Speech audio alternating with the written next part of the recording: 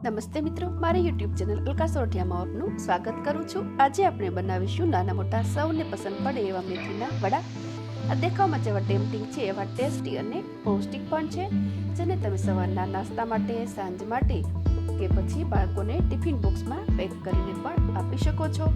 મિત્રો, મેથીના વડા બનાવવા માટે મેઇન ઇન્ગ્રેડિયન્ટ્સ છે મેથી। મેં અહીં મેઝરિંગ કપ મુજબ 2 કપ જેટલા મેથીના પાંદડા લીધા છે।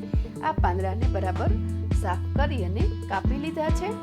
હવે તેમાં ટેસ્ટ વેરિએશન માટે તેમજ સરસ ક્રન્ચીનેસ માટે એડ કરું છું અડધો કપ જેટલા ચોખાના પૌવા, જેને મેં ચાળીને સાફ કરીને સાફ પાણીથી ધોઈ લીધા છે। સાથે જ એડ કરું છું પોણો કપ જેટલી આદુ, મરચાં અને લસણની પેસ્ટ, જેને ખૂબ સ્મૂથ નહીં પણ અધકચરા વાટીને તૈયાર કરવાના છે।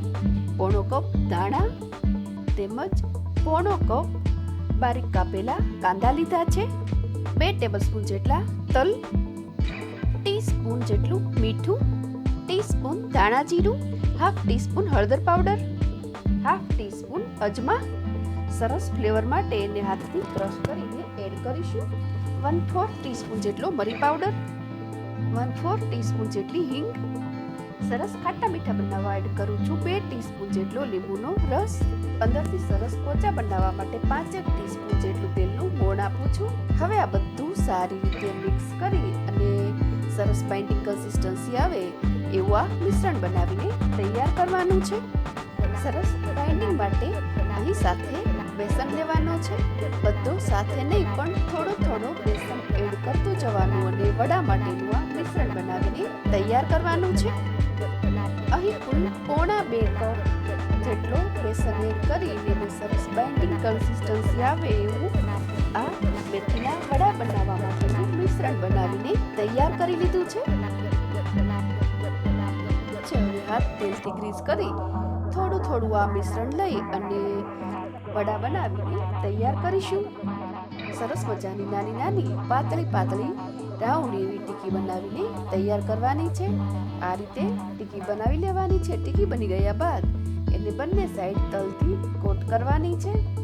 તલ એડ કરવાથી એ સરસ ટેમ્પટિંગ તો દેખાય છે, સાથે તલ એને ખૂબ જ હેલ્ધી અને ટેસ્ટી પણ બનાવે છે। આ રીતે મેં નાનકડી ઘણી બધી ટીકીઓ એટલે કે મેથીના વડા વાળીને તૈયાર કરી લીધા છે। આને તળવા માટે મેં તેલ પ્રીહીટ કરી લીધું છે। નહીં વધારે પડતું ગરમ, પણ મીડિયમથી થોડું વધુ એટલું તેલ ગરમ કરી અને આ વડાને અહીં આપણે તળવાના છે। ઇનફ ગરમ કરવું ખૂબ જ જરૂરી છે। મીડિયમથી પણ થોડું વધુ તેલ ગરમ થતાં જ ધીમેથી આમાં તૈયાર કરેલા વડા મૂકીશું।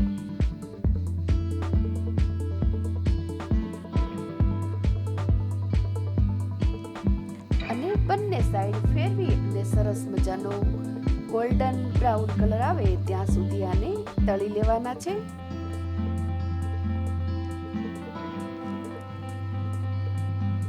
સોનેરી કલર આવતા જ એક્સ્ટ્રા ઓઇલ લીધારીને આને હું પ્લેટમાં લઈ લઉં છું। સેમ વે બાકીના બધા જ મેથીના વડા તળી અને તૈયાર કરીશું। અહીં ઘણા બધા વડા તળીને તૈયાર કરી લીધા છે। ઓલમોસ્ટ સર્વિંગ માટે અહીં મેથીના વડા બનીને તૈયાર છે, જેને તમે દહીં સાથે, અવનવી ખાટી મીઠી ચટણીઓ સાથે, ચાની ચૂસકી સાથે એન્જોય કરી શકો છો। આઈ હોપ મેથીના વડા બનાવવાની મારી આ રીત આપ સૌને પસંદ પડશે। મારી આ રેસીપી તમને સારી લાગે તો લાઈક કરજો, શેર કરજો અને અપડેટ્સ માટે મારી ચેનલને જરૂરથી સબસ્ક્રાઇબ કરી લેજો। એક નવી રેસીપી સાથે ફરી મળીશું। Thank you for watching.